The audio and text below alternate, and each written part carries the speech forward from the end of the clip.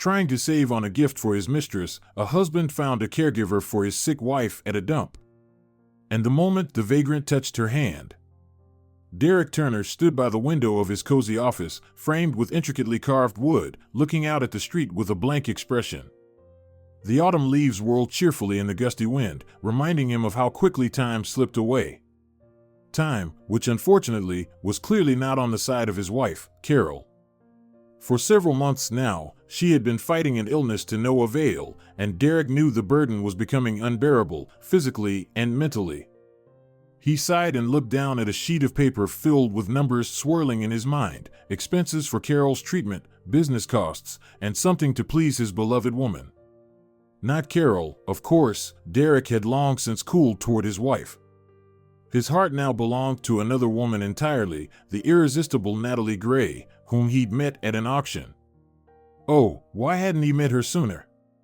Outside, passers-by went about their business, their faces lifted toward the sky, basking in the warm autumn sun. "Derek, could you please help me get up?" came Carol's weak voice from the far-off room where she lay.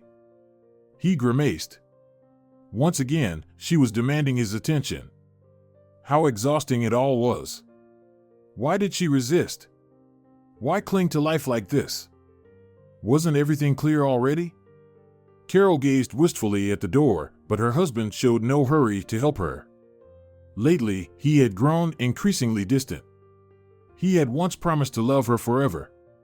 Well, Barbara, her mother-in-law, had never liked her, that was one thing.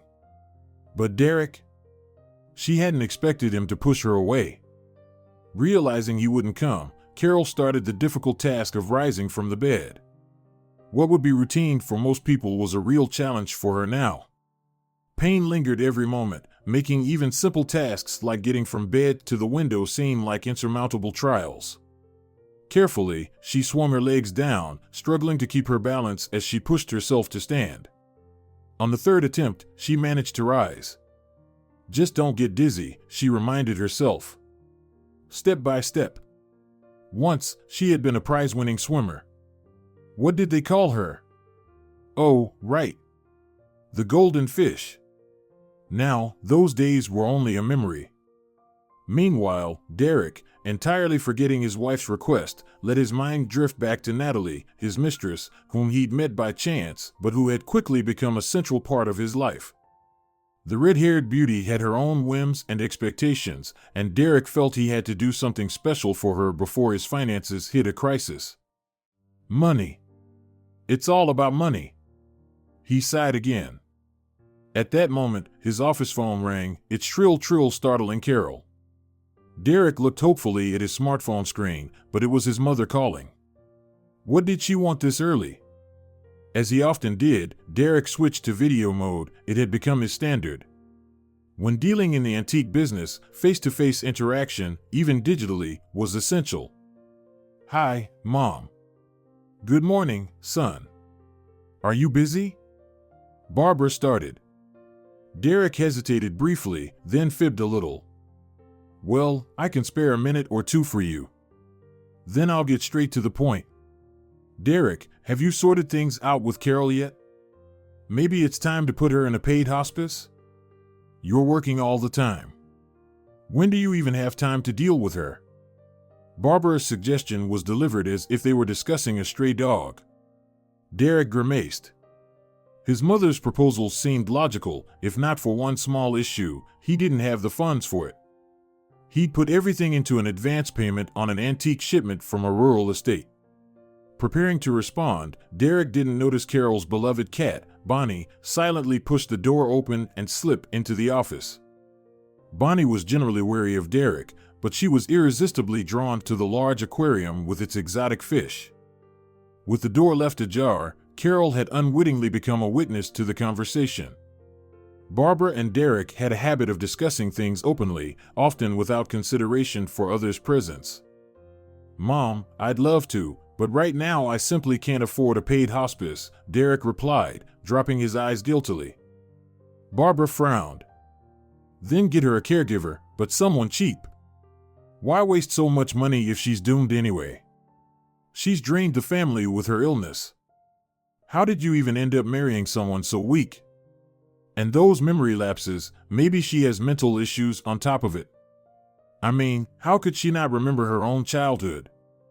Barbara's confession sent a chill through Carol. Though her room was a few meters away, she heard every word her husband and mother-in-law exchanged. Barbara was right about one thing: Carol indeed couldn't remember her childhood. Her late father used to say that she'd once fallen off a bike, hitting her head and injuring her wrist. Carol had accepted his explanation as reasonable. Stranger things had happened in life. Her earliest memories started in high school, but everything before that was shrouded in darkness. Meanwhile, Derek and his mother continued. "Mom, whether Carol is frail or not, you're forgetting the most important thing," Derek replied, slightly wounded by her words. Barbara raised an eyebrow. "Oh, and what exactly would that be?" "The inheritance. Carol's late father's money. I was able to open my first antique shop because of his capital, then the second one. And when Carol's gone, I'll open a third. Maybe even a fourth," Derek declared proudly, as if he already held his wife's will in hand. Barbara's face lit up immediately. "Well, can't argue with that. You're right," Barbara chuckled. "You've got a good head on your shoulders. But consider the caregiver. Find some retired old lady or maybe someone younger but inexperienced. Those types usually charge less. Maybe she'll even handle the cleaning and cooking." "All right, Mom, I'll think about it," Derek replied, then ended the call. Carol stood frozen in the hallway, unable to take another step. Meanwhile, Bonnie kept watching the fish in the aquarium, imagining the day she'd finally get to taste them. "What do they think of me? Have they just written me off? I'm still alive, yet they're already dividing up my money," Carol thought, struggling to keep her emotions in check. She'd lost any desire to go to Derek's office and face him, knowing his and Barbara's scheming plans. "Another store, huh? If it weren't for my father, you wouldn't have opened a single one." She bit her lip, clenching the edge of the wall for support as she slowly made her way to the kitchen. Meanwhile, Derek was deep in thought, figuring out how he could solve this problem without Carol becoming suspicious. Natalie was still waiting for the gold bracelet she'd fallen in love with in that jewelry store. She wouldn't let it go. The standard caregivers from agencies cost a fortune, and Derek didn't trust them. He wanted someone reliable enough to handle Carol so he could forget about the whole situation for a while. Suddenly, an idea struck him, a rather unconventional one. What if I find a caregiver in a place no one would ever think to look? The city dump, he thought, where any vagrant would work tirelessly just for a pittance and a warm meal. The idea was so appealing to Derek that he immediately began to make arrangements. Naturally, he told Carol nothing. As he was leaving, he was surprised to find her in the kitchen. "Would you like some breakfast, Derek?" Carol asked, her words strained after overhearing everything. "No, Carol, I'm good." "No appetite these days," he lied without a flicker of guilt. In reality, he'd already had breakfast from a takeout place around the corner, delivered straight to the house. Carol nodded and sank wearily into a chair, struggling to keep her trembling teacup steady. Derek got into his car and drove toward the city dump, unable to fully understand why he'd chosen this approach. But, as usual, his calculation and desire to save won over any remaining sense of decency. Yes, it was morally dubious. But why, as the owner of an antique shop and an expert in rare books, should he feel any guilt over a mere caregiver? The drive took no more than 20 minutes, thanks to his route that avoided the congested city center.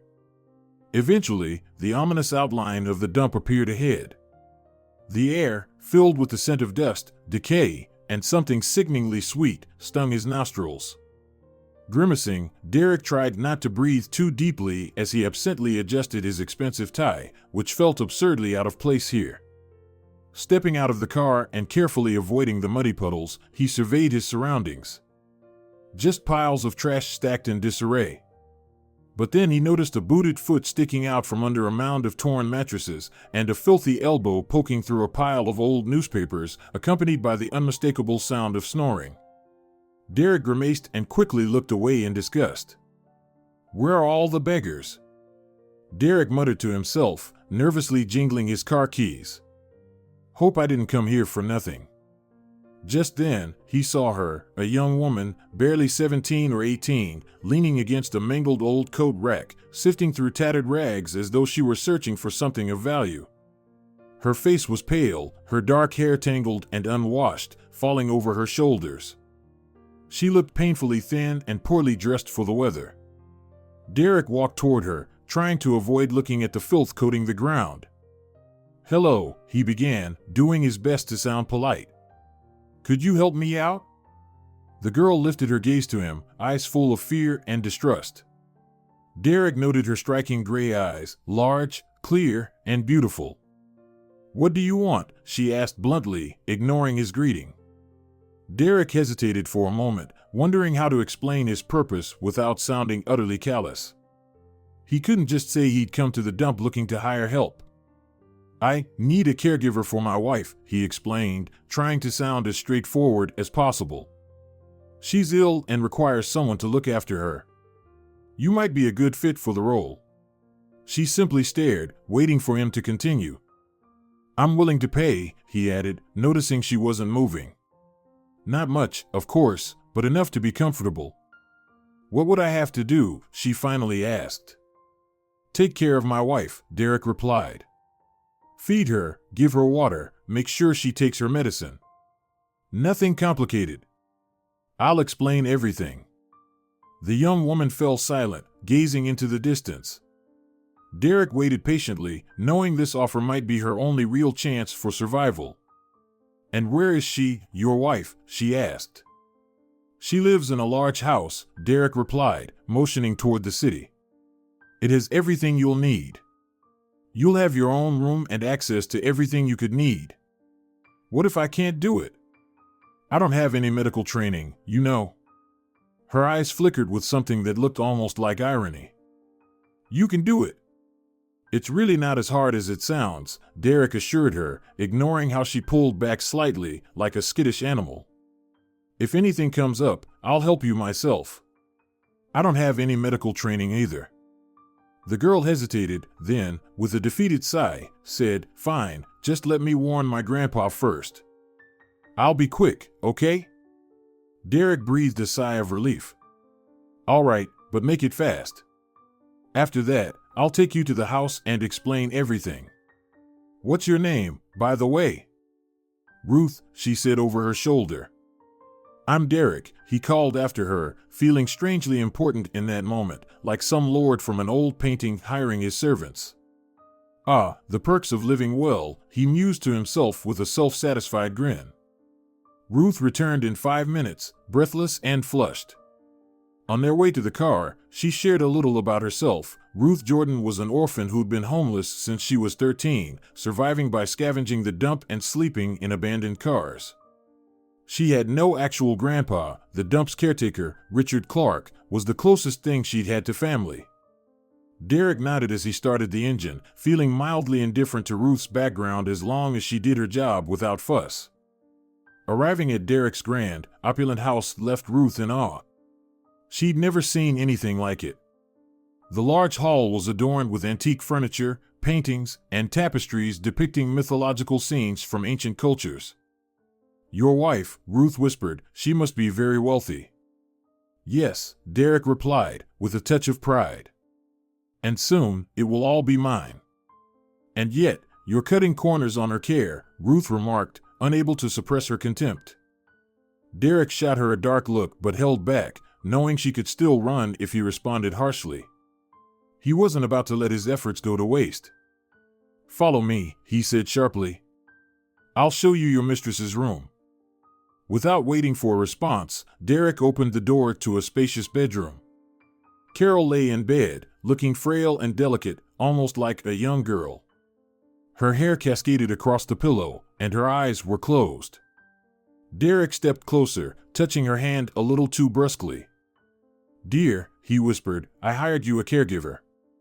You won't be alone anymore." Carol opened her eyes, taking in the sight of the young girl standing beside Derek. "Who is this?" she asked in a weak voice. "This is Ruth," Derek replied. "She'll be taking care of you." Carol looked at Ruth suspiciously. And why is she dressed like that? Does she have medical training? Of course. There's just a bit of a shortage in the agency right now, Derek lied smoothly. Ruth will be here temporarily until we find a replacement. All right, Carol mumbled, closing her eyes in resignation. Derek turned to Ruth. I'll leave my phone number. Call if you need anything. I assume you know how to use a phone. With that, Derek left the room, quietly closing the door behind him. Ruth was now alone with her charge. She didn't know what to expect from this woman, but she was determined to do her best to care for her. Hello, Ruth said. I'm Ruth, nice to meet you. Carol didn't respond. She just lay there, eyes closed, as if asleep. Ruth waited a few minutes, but Carol didn't move. Realizing she needed to be patient, Ruth sat down on a chair beside the bed and gently took Carol's hand. At that moment, Carol's hand felt warm and fragile. Ruth, unexpectedly, felt a surge of compassion for this woman who seemed so helpless and alone. Don't worry, she whispered. I'll take care of you. As she said this, Ruth's fingers brushed over a strange, zigzagging scar on Carol's wrist, a long, slightly raised mark running lengthwise. From the outside, it was easy to overlook, hidden by a bracelet or the long sleeve of a dress. No. This can't be possible, Ruth whispered, pulling her hand back instinctively. Carol's eyes opened. After taking her medication, she was usually sleepy, but Ruth's strange reaction had chased away her drowsiness. Is something wrong? Carol asked in surprise. Ruth's breath caught. She remembered a watercolor painting from her childhood. Her late mother, Shannon Clark, used to hold her on her lap, telling her stories and sketching on paper. Once, Shannon had painted a young girl with an identical scar on her wrist. That scar, Ruth began slowly, I've seen it before, but on a little girl. Really? Carol asked, studying Ruth's expression. And what does that mean? Perhaps they just look alike. What are you trying to say? You don't understand. My mother painted a little girl with this scar, maybe 9 or 10 years old, maybe even younger, Ruth whispered, barely able to form the words. Her head spun, and her eyes filled with tears. Ruth couldn't utter a word. Her entire life, every memory, fear, and hope seemed to intertwine into one single thread. Carol also remained silent, her face a mixture of surprise and pain. What kind of strange caregiver had her husband brought to her? But as she looked into Ruth's eyes, Carol could tell she wasn't lying. To ease the tension, Carol spoke up. All right, Ruth, let's not rack our brains over this. Let's just talk about something else, shall we? Why don't we have some tea? Could you make it yourself, please? There's everything you need in the kitchen. And if you see a cat, that's Bonnie, give her a little food. Ruth nodded in agreement and went to the kitchen. She was still reeling from everything that had happened, and the luxurious kitchen only added to her sense of disbelief. Just hours earlier, she had been boiling water in a kettle balanced on bricks. And here? Everything was gleaming, an electric kettle, a water cooler. It was overwhelming. Fortunately, making the tea was simpler than she thought, and she managed to brew it quickly. Tea's ready, Carol, Ruth smiled, placing the cup in front of her. Sorry, I don't know how I should address you. Ruth's voice was calm and slightly melancholic, like a soothing melody that could bring comfort and a sense of safety. Thank you, Ruth. Just call me Carol, Carol replied, giving a faint smile as the warmth from the cup seeped into her cold fingers. This tea is wonderful. It smells as lovely as linden blossoms in bloom. I try to brew it the right way, Ruth replied, settling into the chair across from her. My grandfather, well, sort of my grandfather, was a tea lover. He taught me how to brew it properly so it would keep its color and fragrance. Carol looked at Ruth, searching for hidden emotions in her eyes, but there was only genuine kindness there, a pure sincerity that felt like a ray of light in the dark, uncertain time of her illness. You're very kind, Carol admitted softly. With you, I feel somehow at ease, comfortable. I try my best, Ruth replied, blushing a bit as she thought again about the strange scar on Carol's wrist. Could it truly be just a coincidence? At that moment, Bonnie entered the room, as if sensing she was needed.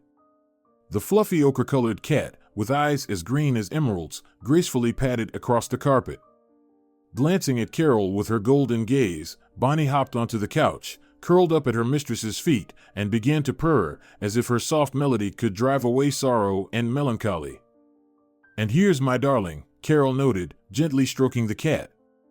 "She always knows when I'm sad." "Yes, cats are so perceptive." Ruth smiled. "They can feel our moods and try to help." They sat in silence for a while, soaking in the quiet and the warmth of the sunlight streaming softly through the partially closed curtains. Carol felt her body relax, her mind settling into a calmness she hadn't felt in a long time. She finally allowed herself to let go of the weight of illness and the worries that had tormented her for so long. Even the incident with the scar on her wrist no longer seemed as painful. A coincidence, probably. Sensing her charge's introspective mood, Ruth gently called Bonnie over and, with the cat in tow, quietly left the room. Carol closed her eyes, and vivid memories floated to the surface, memories of her childhood school, filled with the sound of laughter and the heavenly aromas wafting from the kitchen. Once again, she was a delicate girl with long braids, bright eyes, and boundless creative energy. "Carol, you're truly gifted," her art teacher had said, admiring her sketch of a dress. "You've got golden hands, you're bound to become a famous designer." "Yes, I want to open my own boutique," Carol had whispered dreamily to her mother. "I'll make the most beautiful dresses anyone has ever seen." Rachel Lindsay, ever calm and caring, would smile and stroke her daughter's hair. "Of course, you will. You're so smart and beautiful," she'd say. And her father, a neurosurgeon, would wink and add, "The most important thing, Carol, is to learn and never be afraid of hard work. Your talent is your gift, and you need to nurture it." Carol excelled in school, sciences came easily to her, but her soul sang when she held scissors, fabric, and thread in her hands, bringing her first masterpieces to life: dresses, skirts, blouses. Each one carried her love for beauty, her desire to make the world brighter and lovelier. "Carol, you're a real fairy of beauty," her friend Tracy Wallace would exclaim, twirling around in a dress Carol had made for the school dance. "You're a miracle worker. It's not that hard." Carol would smile. "All you need is to love what you do and put your heart into it." It was around that time that he appeared in her life, Marvin Hall. He was the handsome new boy, transferring to her school when his family moved to another part of town. Tall, athletic, with radiant eyes and a captivating smile, he became her first true love. "Carol, you're incredible," Marvin would say. "I've never met a girl who combines intelligence with such creative talent." Their feelings were pure and gentle, like the first blooms of spring. They spent all their free time together, walking in the park, sitting on the school bench, dreaming of the future. "One day, we'll have our own boutique," Carol would say. "We'll make clothes for the most beautiful women." "Oh, and I'll only wear what you make," Marvin would smile. "Because everything you make is like a work of art." At the graduation party, Carol stood in her masterpiece, a stunning emerald dress adorned with silver sequins. She felt like the queen of the ball. "Carol, you look incredible," Marvin whispered, holding her hand. "I'm so happy to be with you." Their eyes met, reflecting everything: love, hope, and dreams for the future. "We'll soon be heading off to different schools," Carol said, "but I'll wait for you." "And I'll wait for you," Marvin promised. "We'll definitely build our future together." But fate, as it is known, is full of unexpected twists and surprises. After graduation, Carol enrolled in a prestigious business university, while Marvin chose to pursue medicine. "We can support each other from afar," they told themselves. However, distance proved to be a true test of their feelings. College years flew by in a blur of lectures, exams, late-night study sessions, and the first steps into adulthood. Carol studied, worked, and gradually found it harder to dedicate time to Marvin. "Carol, you've changed so much," he said one day during a phone call. "You've become so businesslike, so ambitious. You don't seem to need our meetings anymore. It feels like you're only chasing a career." Carol tried to explain that she simply had to work hard to make her dreams come true. She dreamed of owning her own boutique and a clothing brand that would conquer the world.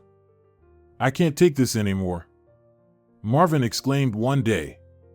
"I need a girlfriend who will give me all her time, not someone who's chasing a phantom career." Carol cried into the phone, but she understood he was right. She had chosen a different path, a path that demanded dedication, discipline, and perseverance, a path that she believed would lead her to her dream. And she succeeded. With her father's support, who transitioned to work at a private clinic, she opened her own boutique and created a clothing line that received high praise from critics and customers alike. Now she had a stable business and a loud name in the fashion world, but the happiness she so longed for still felt elusive. Her career drained all her energy, her personal life was in shambles, and loneliness, like a cold wind, seeped into her soul. Carol knew that Marvin had married long ago. He had a big family and was happy. And her, she was preparing to leave this world and enduring the nagging remarks of her husband and mother-in-law. Carol lay in bed, wrapped in a warm, fluffy blanket, staring at the ceiling. Her head pounded, her body ached, and her throat felt scratchy. The treacherous illness refused to retreat, and weakness crept closer like a treacherous enemy. She, Carol, a successful businesswoman always used to the crazy rhythm of life, felt powerless against this nagging sickness. "How everything has changed," she thought, sighing sadly. Her familiar world, filled with business negotiations, trips, and high-profile projects, suddenly shrank to the confines of a cozy but somewhat cramped bedroom. It felt as if she were trapped in a glass cube, seeing ordinary life through its walls but unable to participate in it. Carol closed her eyes, and before her inner vision, more vibrant images from the past flashed before her. Summer. The sun bathed Ruth in golden light. Laughter, bright and carefree, echoed through the forest, blending with the songs of birds. A group of friends gathered for a picnic. Everyone was joyful, youthful, and full of life. Among them was Derek, with shining eyes and a smile capable of melting the ice in the coldest heart. "Carol, you look absolutely divine in that outfit," he said, his voice full of admiration and a certain boyish innocence, as Carol, in a bright cotton dress, inspired by the sun and the rustling of leaves, easily ran across the meadow, laughing and waving her arms. "You know," Derek stepped closer, and she caught his scent, a mix of freshness and would bark, "I've always dreamed of a girl like you." "Of what kind?" Carol asked, feeling her heart begin to race. "Of one who is full of life, who laughs and isn't afraid to be herself, someone who can ignite a fire in my soul." His words, simple and naive, struck a deep chord in her heart. Carol suddenly felt special, valuable, as if Derek had seen something in her that no one else had. The evening chill crept in unnoticed. Friends gathered at the cottage, which the hosts had provided for the picnic. Bottles of wine appeared on the table, and conversation stretched late into the night. "Carol, can you help me take the leftover food inside?" Derek asked, taking the heavy basket of fruits from her hands. "Of course," she replied, and they entered the house. Inside, it was dark. Derek turned on the light, then walked deeper into the house and opened the kitchen door. At that moment, there was a deafening crack, followed by frantic screams. "Fire!" The gas cylinder must have exploded, someone from their group shouted, and in the next instant, Carol was engulfed by a wave of searing heat.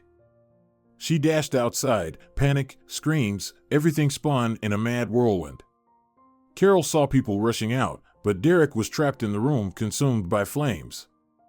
"Derek," she screamed, her voice lost in the roar of the fire. Panic gripped her, but she immediately pushed it aside. Carol couldn't afford to be afraid. She had to save Derek, who was caught in a fiery trap. "Derek," she shouted again. And this time, the young man replied with a weak voice. He was in the room with the fireplace, and the door was blocked by flames.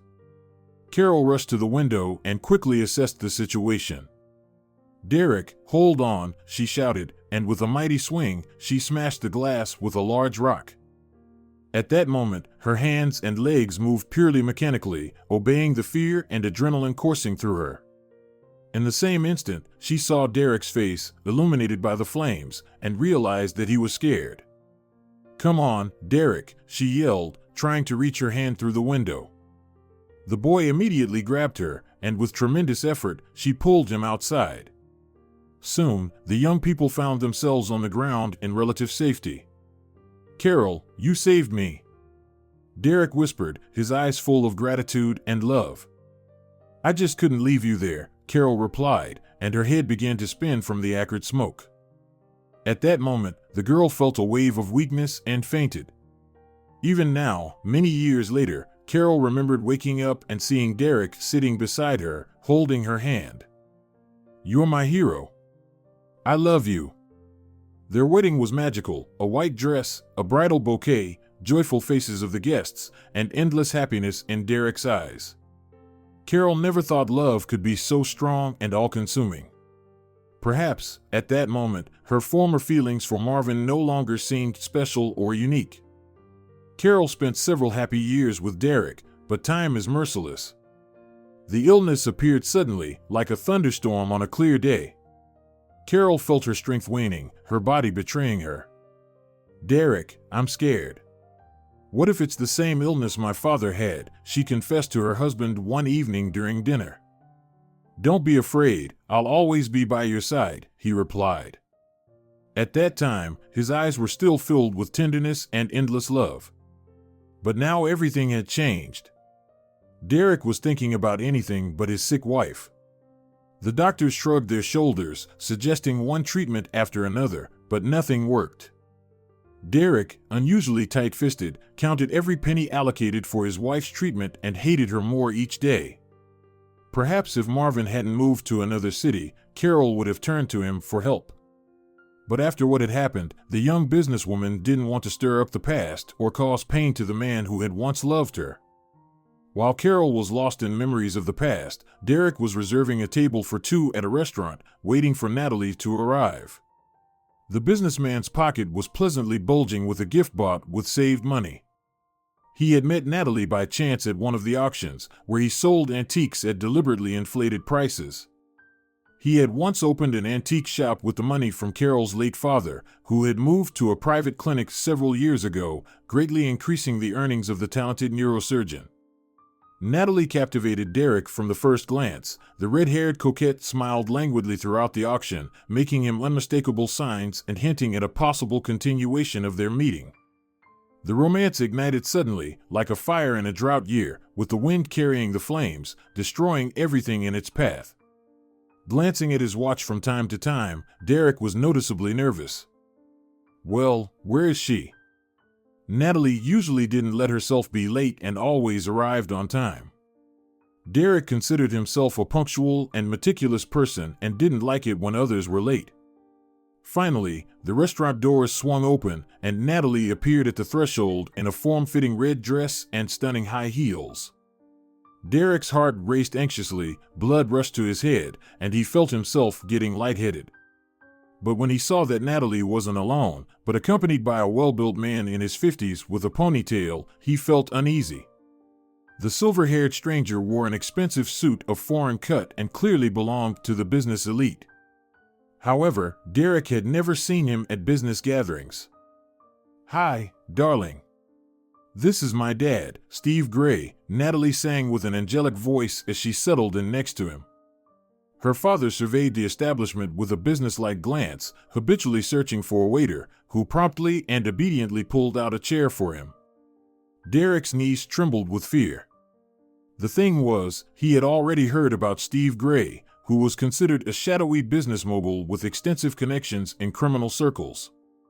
It was rumored that he wasn't averse to corporate raids and often stripped competitors not only of their money but also of their businesses that provided them with stable income.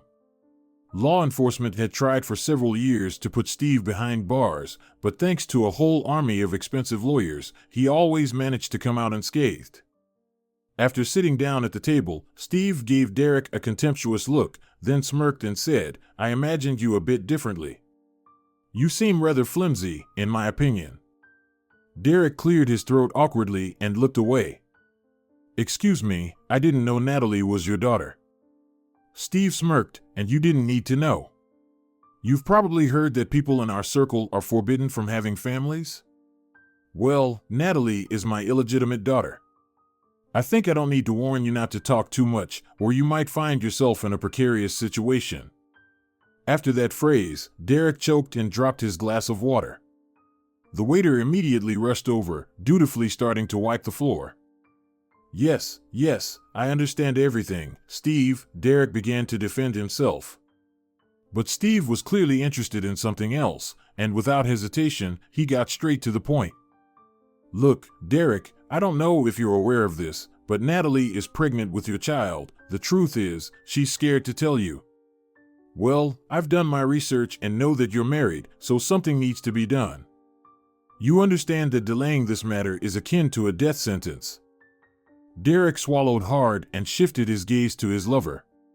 She sat there as if nothing had happened, curiously observing the neighboring tables. From the outside, it seemed that the topic of Natalie's pregnancy didn't concern her at all, as if it were someone else who would soon be giving birth. "Well, Derek, are you going to do something about it, or should I use my connections?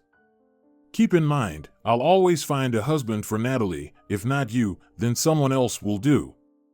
But if you refuse, I don't envy you. I'll take your business, and I'll also seize your wife's work as a bonus. I wouldn't advise you to go to the police or insist that Natalie terminate the pregnancy. You see, I wouldn't mind having grandchildren. But a son-in-law should be reliable, someone I can count on. I think you understand what I mean." Derek nodded, realizing that it was clearly unwise to resist. The crime lord smiled approvingly and then looked at his newly minted son-in-law. The businessman was completely unconcerned that Derek and Natalie hadn't formalized their relationship through marriage. For people in his circle, verbal commitments held far greater value than a stamp and a passport, especially when those commitments were made in a sober state of mind, as they could lead to severe repercussions later. Derek grew somber. The prospect of becoming a happy father was clearly unappealing to him. Just when he was about to open his third antique salon, Natalie had brought him trouble. Not only did she bring problems herself, but she also dragged her father to the restaurant, who, as it turned out, had serious connections in criminal circles. Of course, how was Derek to know that Natalie was Steve's daughter? Steve sat at the table with the demeanor of a master, boring into his conversation partner with an intense gaze. He did this whenever he wanted to suppress the will of his subject and achieve the desired effect. With Derek, this proved quite easy, as he deflated as soon as he heard the last name. Steve had a few convictions behind him, and by the time he was nearly 50, he feared no one and nothing. Before meeting Derek, Steve had done his homework and learned a great deal about him. But what pleased Steve even more was that he knew Derek's wife, Carol. Moreover, it was Steve who was privy to the secret of Carol's past, having encountered her many years ago when she was still a little girl. For years, Steve had kept this secret to himself, telling no one. This was because he had once given his word to Carol's father, who had paid him a handsome sum for his silence. But more important than the money was the promise, which he couldn't and didn't want to break, as that would reflect poorly on his reputation. Naturally, Derek knew nothing of this when it came to Steve, preferring instead to amuse himself with conversations with the naive and frightened businessman. During their conversation, Derek agreed with all of Steve's proposals, including the one that required Derek to hand over part of his business to his future father-in-law. At one point, the young businessman tried to protest but immediately stopped mid-sentence when he caught a hateful glare from the crime boss. And in that moment, an interesting thought suddenly crossed Derek's mind, to discreetly turn on the voice recorder on his smartphone and record the conversation. You never know, it might come in handy. Seizing the opportunity, he quietly pulled the device from his pocket and activated the necessary feature. Fortunately, Steve didn't notice, as he was engaged in conversation with his daughter at that moment. Natalie was behaving casually, laughing freely, and seemingly unaware that she was soon to become a mother, meaning that her carefree and tranquil life would come to an end. Instead, it would be replaced by diapers, baby clothes, and the cries of a fussy baby in the middle of the night.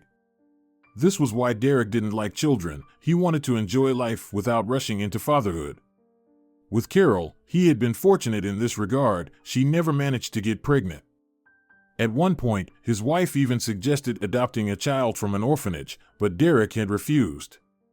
Then Carol got sick, and any discussions about children faded away entirely. Meanwhile, Steve, deciding to wrap things up, looked meaningfully at Derek and added, "So, you understand me, right? You need to sort things out with your wife and file for divorce, of course, without any division of property. I don't need to teach you that. And if you don't do it, I'll take your business and your wife's business as well. Keep that in mind." Yes, of course, I understand everything, Steve," Derek lied without blinking, already holding his activated smartphone in his lap.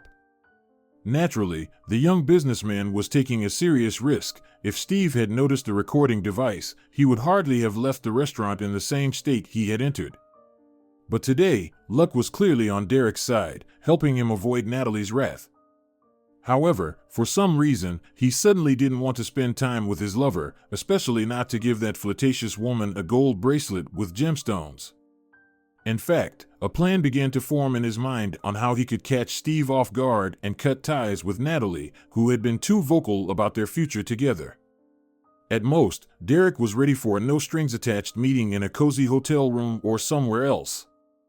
Once Steve and his daughter left the restaurant, Derek turned off the recording and immediately dialed the number of a police acquaintance working at the local station. After quickly outlining the situation, he sent everything he had recorded on the voice recorder as an electronic file and, feeling jubilant, ordered a bottle of champagne. Of course, he had no intention of handing his business over to Steve. It was one thing to throw dust in the crime boss's eyes and spin a web of lies, and quite another to keep his promises. Derek understood that if he became this murderous son-in-law, he would hardly be able to manage his business as he pleased. People like Steve were akin to octopuses, extending their tentacles into all areas of life for the innocent victims who had fallen under their influence. Meanwhile, Ruth, sitting in the kitchen of a strange, unfamiliar house, pondered how her late mother could have painted such a scar on the girl in the picture. How could Shannon Clark have known or seen it before?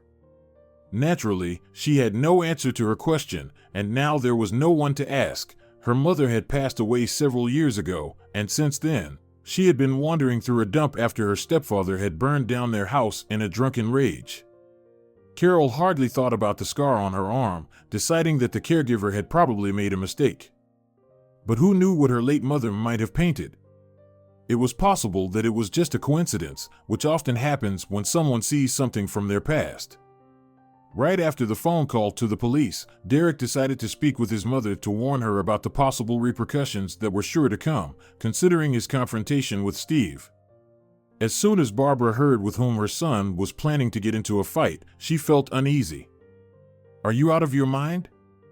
Don't you know what kind of monster he is? He's got a record a mile long. And how could you possibly get involved with his daughter?" Derek grimaced and cleared his throat tactfully. "Mom, how was I supposed to know that Natalie was his daughter? She wasn't exactly wearing a tag that said, 'Hi, I'm Steve Gray's daughter.' And she has a different last name. She's definitely something else. She only said anything when she got pregnant. After that, how are you supposed to trust women?" At the mention of the pregnancy, Barbara paled. Of course, she had heard of Steve, who destroyed his competitors with methodical ruthlessness and fearlessness. After talking with her son for a bit, Carol's mother-in-law ended the call and pondered. She understood that Derek needed to be saved before he got himself into deeper trouble. But that was easier said than done. Her son had already called the police and handed a compromising file on Steve to an investigator. Carol, of course, knew nothing about this and continued her treatment as prescribed by her doctor. Ideally, she should have been in the local clinic's ward. But what good was that when she still wasn't getting any better? Ruth, although she wasn't a nurse, tried to care for Carol as if she had been working in the medical field all along. 3 days passed unnoticed. Ruth had settled into the house and no longer felt as awkward. Carol had also grown accustomed to her new caregiver, sharing thoughts about her past and dreams for the future with her. One day, quite by accident, Carol returned to her school years in conversation and told Ruth about her first love, a guy named Marvin.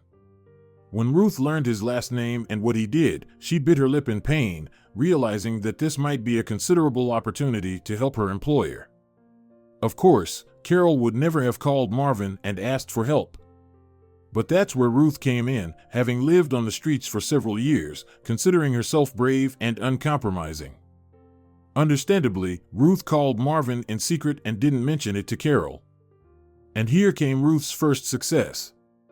It turned out that Marvin had been married for only a few years and had since divorced, leaving his ex-wife with the apartment and the car. They didn't have any children, so now Marvin was living the bachelor life and performing quite successfully in a clinic in a neighboring city. It took a lot of effort for Ruth to explain to the astonished doctor who she was and what she wanted.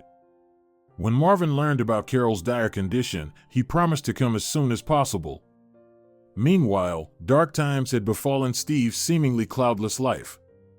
Thanks to the recording made by Derek, a criminal case was promptly opened against the shadowy mogul.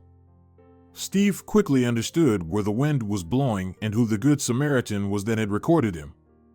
That same day, a few grim men in leather jackets showed up at Derek's place, threw him into a car, and drove him out of town. There, the unfortunate antiques dealer was met by a notary who was to have him transfer his business to Steve Gray's people. But Steve didn't stop there. Realizing that he might soon face imprisonment, he decided to do one last good deed and called Carol. What the crime lord revealed in that phone call would change her life forever. It turned out that many years ago, Carol had an older sister, Shannon, with whom she was raised in a local orphanage. The unfortunate orphans were born to a woman who, after becoming pregnant from an affair, decided to get rid of the babies in this manner. When Carol and Shannon turned 9, a man named Steve appeared at the orphanage and graciously offered to become their guardian. Initially, the director of the institution resisted as best as he could, but Steve knew how to insist and, with the help of a bribe, formalized the guardianship.